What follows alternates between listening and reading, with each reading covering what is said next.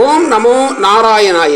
ஓம் நம சிவாய. வல்லலார் சுவாமிகள் திருநீறு அணிவதால் சுகங்கள் பல கிடைக்கும் என்று பாடி அருள்வியுள்ளாரே, அதனை கேட்போமா?